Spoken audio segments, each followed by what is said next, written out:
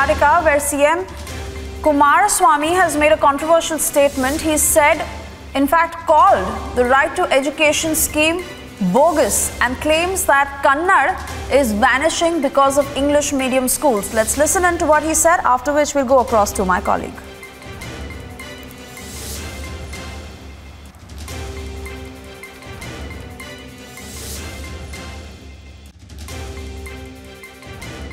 ಕನ್ನಡ ಮಾಧ್ಯಮದ ಖಾಸಗಿ ಶಾಲೆಗಳು ಅಧಿಕೃತವಾಗಿ ಆಂಗ್ಲ ಮಾಧ್ಯಮವಾಗಿ ಪರಿವರ್ತನೆ ಹೊಂದಿವೆ.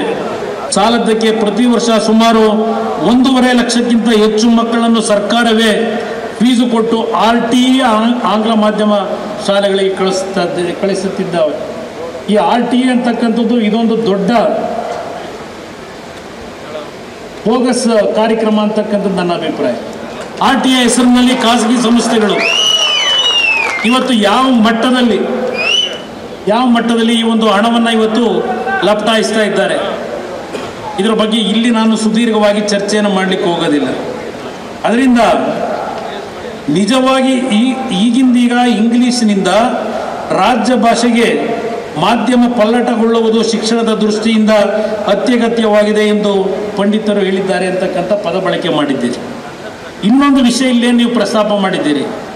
ಈ ವಿಪರ್ಯಾಸವನ್ನು ತಡೆಗಟ್ಟುವುದಕ್ಕೆ ನನಗೆ ತೋರುತ್ತಿರುವ ದಾರಿ ಒಂದೇ ಒಂದು.